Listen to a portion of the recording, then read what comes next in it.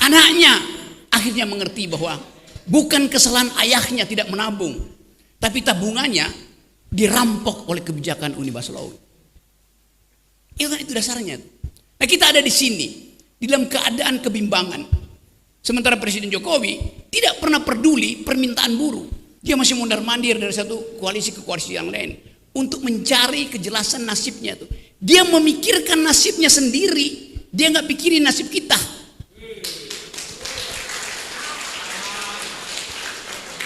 Itu bajingan yang tolol.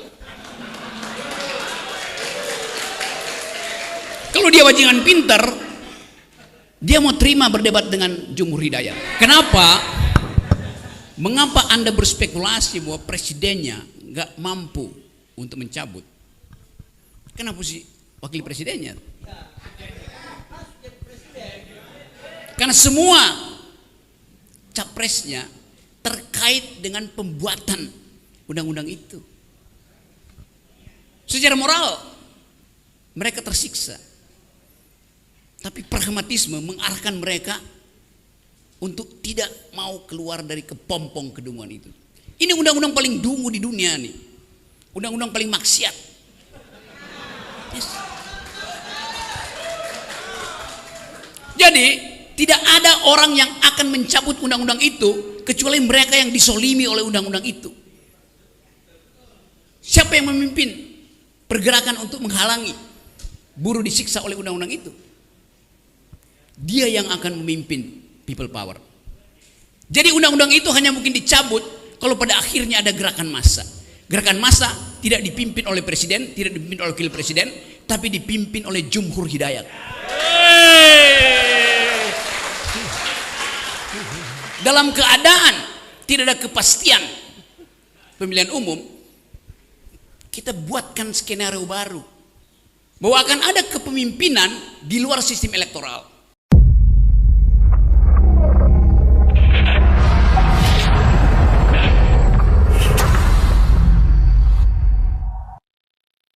Tapi kami dari DPC sekali lagi mengucapkan terima kasih, ini di luar ekspektasi kita, karena tadinya kita mau konsep diskusi sekalian, ternyata Bung Jumhur banyak elemen yang datang, kita sifatnya motivasi, termasuk saya sebagai moderator atau tim keeper harus berubah juga nih, berubah konsep itu. Tapi kawan-kawan sekalian, saya pengen dengar dulu suaranya. Bekasi istimewa, ayo Bekasi istimewa. Baik kawan-kawan, kita jadikan safari ASP di Bekasi ini safari yang paling meriah. Setuju? Setuju. Baik kawan-kawan sekalian, tanpa berpanjang lebar, kami mengundang Bung Rocky Gerung untuk menyampaikan pandangan, dalil-dalilnya, ya, yang membuat lawan politiknya tampak kayak manusia bodoh gitu ya, tampak bodoh sehingga harus disubsidi otaknya. Terima kasih Bung Rocky, silakan. Oke, terima kasih teman-teman. 10 Agustus kita bikin gara-gara. Kita cari gara-gara.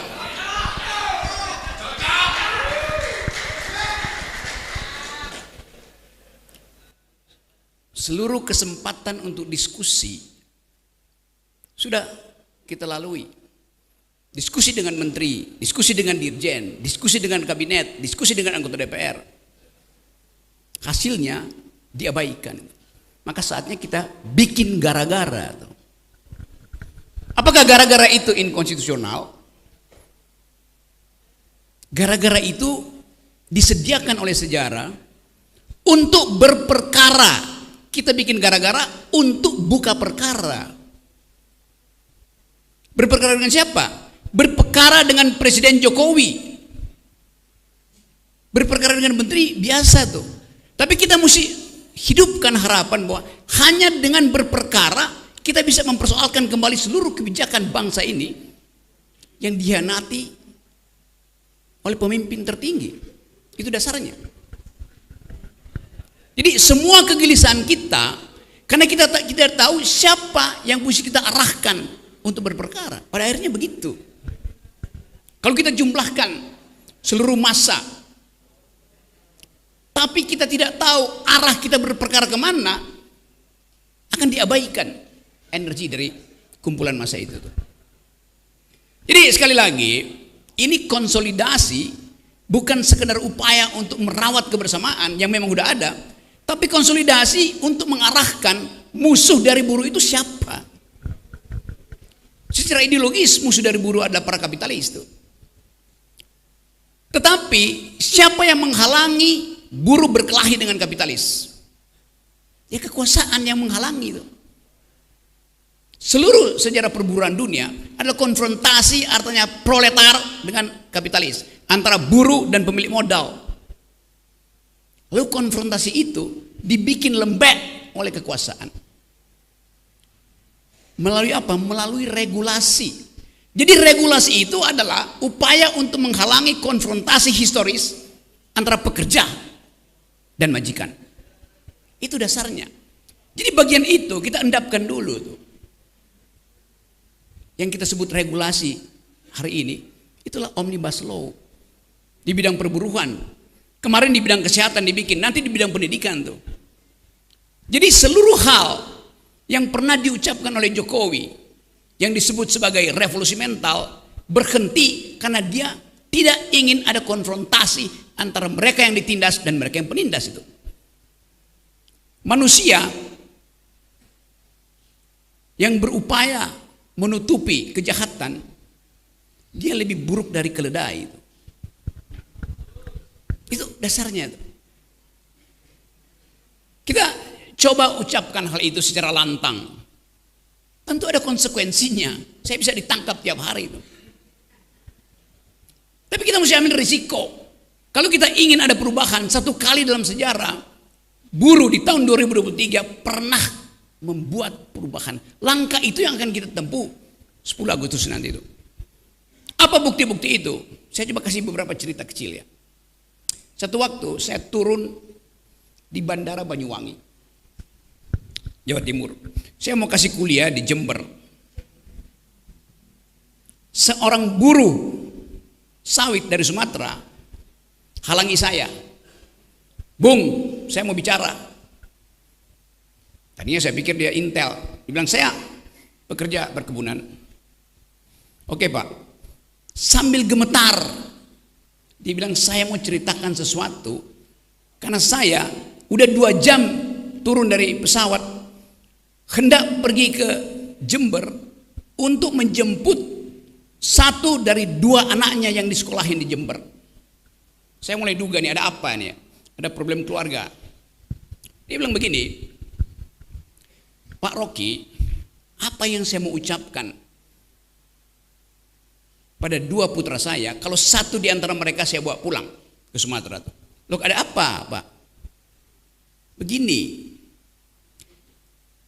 waktu saya memutuskan bersama istri saya dan keluarga besar untuk menyekolahkan 2 anaknya ke Banyuwangi, saya memutuskan itu karena janji Jokowi bahwa harga sawit akan stabil.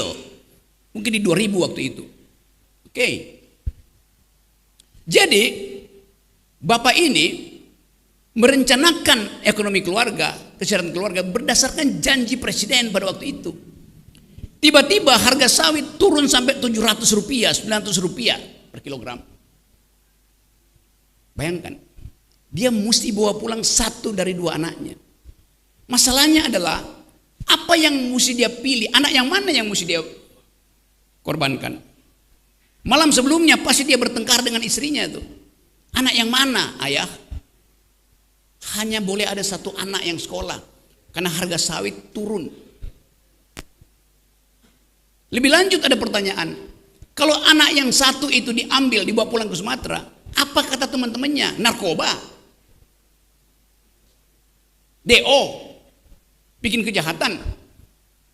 Ayah itu bingung, dia mesti memilih yang mana yang mesti dibawa pulang. Kalaupun dibawa pulang ke Sumatera, lingkungan tetangga di situ akan, kok pulang, bodoh ya anakmu. Jadi Anda bayangkan bahwa kebijakan negara yang menjadi patokan pembuatan rencana keluarga berantakan karena tidak ada jaminan negara tentang merosotnya pendapatan si buruh. Konkretnya begitu.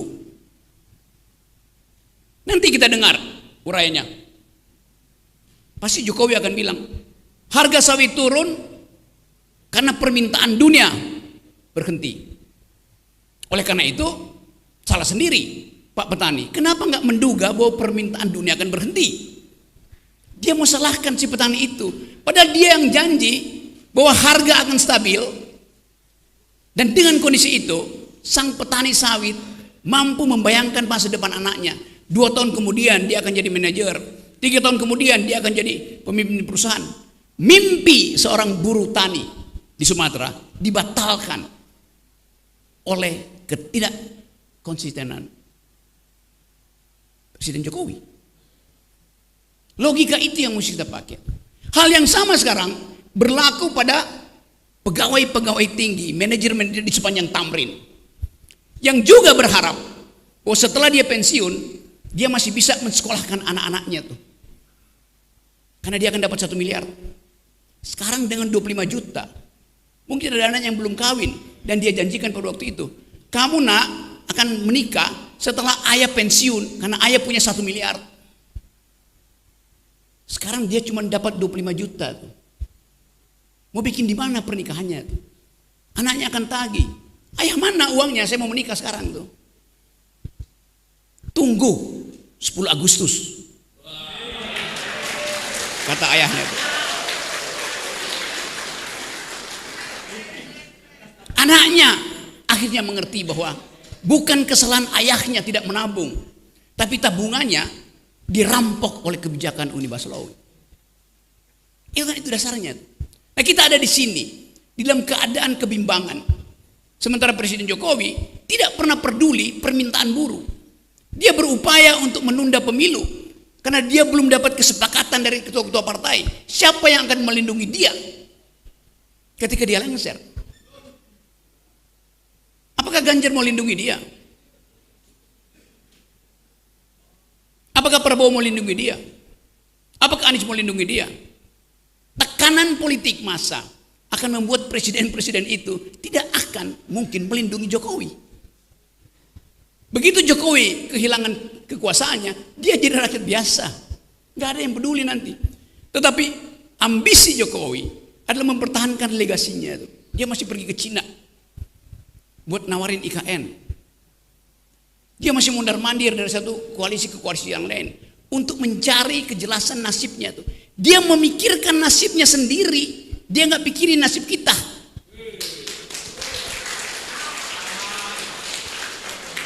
Itu bajingan yang tolol. Kalau dia bajingan pinter, dia mau terima berdebat dengan Jumhur Hidayat. Tapi bajingan tolol itu sekaligus bajingan yang pengecut. Ajaib, bajingan tapi pengecut itu. Jadi teman-teman, kita harus lantangkan ini. Saya percaya bahwa 10 Agustus nanti akan ada kemacetan di jalan tol. Bukan saya percaya, saya inginkan. Lebih baik macet di jalan tol daripada macet di jalan pikiran.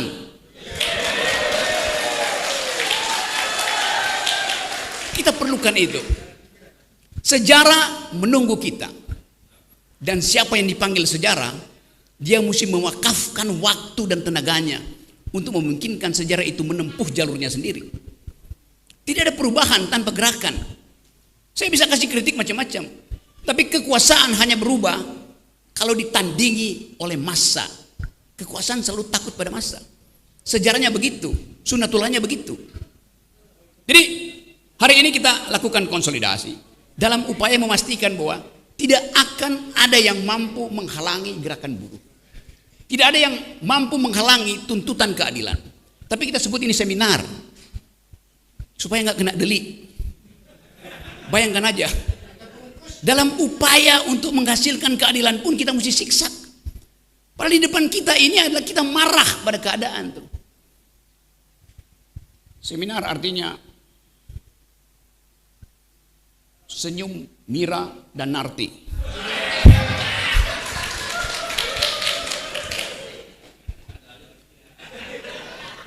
Karena kita marah sambil tersenyum. Kita marah terhadap keadaan, kita tersenyum karena akan ada perubahan. Kita mampu.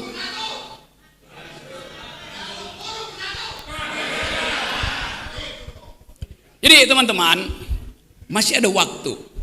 Yang terakhir, di ujung analisis kita, di ujung intuisi politik kita mesti bertanya, pemilu jalan apa tidak?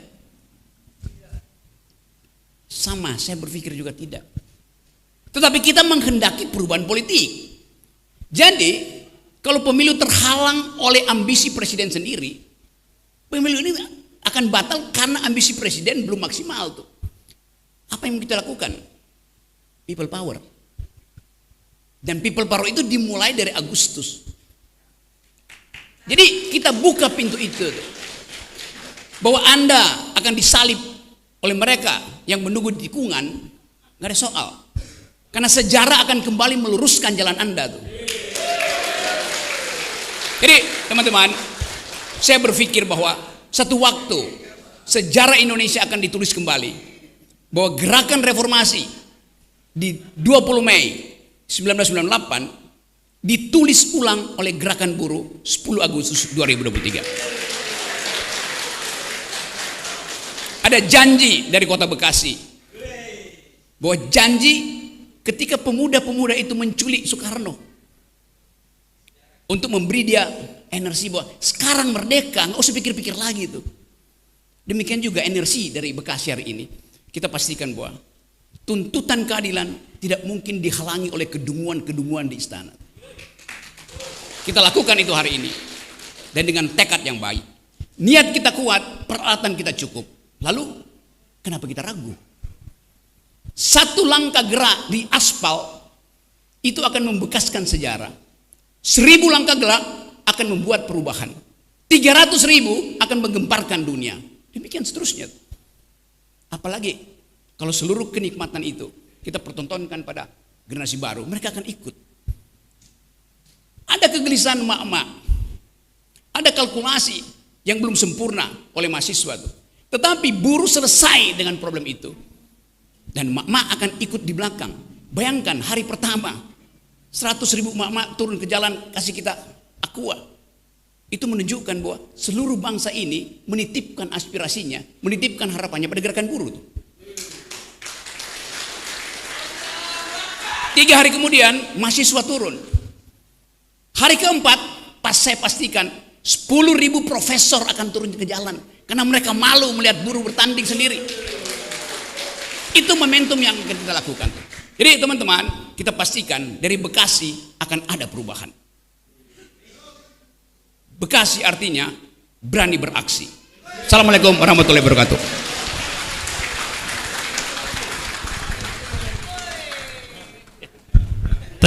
Thank you Bung Rocky. Masih ada waktu sedikit. Kawan-kawan ada yang ingin bertanya nggak? 1 atau 2 orang aja ya, tapi ya. Ada yang ingin bertanya nggak? Ngomong ada Bung Rocky nih. Bung Daeng, kata Bung Rocky dalam berpolitik nggak perlu sopan santun, karena sopan santun dalam berpolitik adalah kemunafikan, betul ya. Ada nggak yang mau bertanya? Oke, silakan. Monggo ke depan Pak Saud. Ya.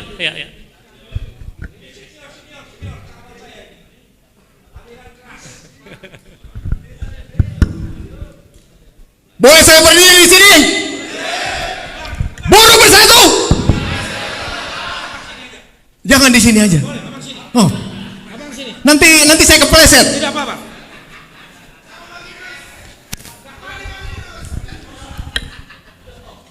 Apa yang dikatakan Bung Rocky Gerung, baik tadi maupun yang lalu, itu adalah benar. Jalan pikiran jangan kalian pusingkan, karena kalau kalian pusing dengan jalan pikiran yang kalian pilih, maka kalian tidak membuat perubahan. Buktikan buruh bersatu. Kurang kencang, buruh bersatu. Tak bisa dikalahkan. Di mana ada pemerintahan di dunia ini yang bisa menang dengan gerakan buruh? Hanya buruh yang macet pikirannya seperti Bung Rocky Gerung, maka pemerintah itu berleha-leha dengan keinginannya, dan kalian akan hidup dari UMP ke UMP ke UMP. Jadi saya juga tidak mau hidup dengan UMP. saya tidak hidup dengan pensiunan Tuhan, karena anak-anak saya pernah saya beri pendidikan. Tapi seharusnya saya memiliki negara, saya hidup dari pensiun saya. Oleh karena itu tanggal 10 saya akan tagih pensiun kepada negara. Hidup buruh. Tapi hak Anda, kedaulatan rakyat Anda adalah di tangan Anda sendiri. 10 Agustus, 11 Agustus, 12 Agustus, 13 Agustus, 15 Agustus kalian harus menang. Hidup Pak Saud. Oke, terima kasih. Ada nggak lagi kawan-kawan yang ingin bertanya?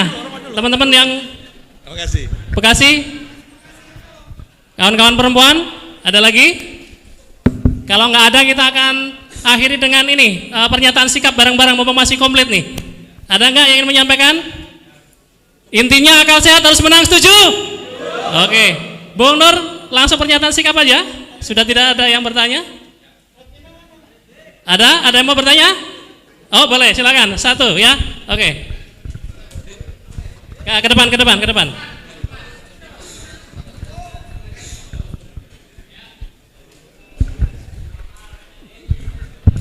Oke, assalamualaikum warahmatullahi wabarakatuh. Karena tadi berbicara ada sedikit unsur politisnya, saya mau tanya Bung Rocky Gerung. Kira-kira kalau capres, saya nggak tanya capres, cawapresnya yang mampu mencabut omnibus law itu siapa gitu? Kira-kira gambaran Rocky Gerung siapa gitu? Itu. Assalamualaikum warahmatullahi wabarakatuh.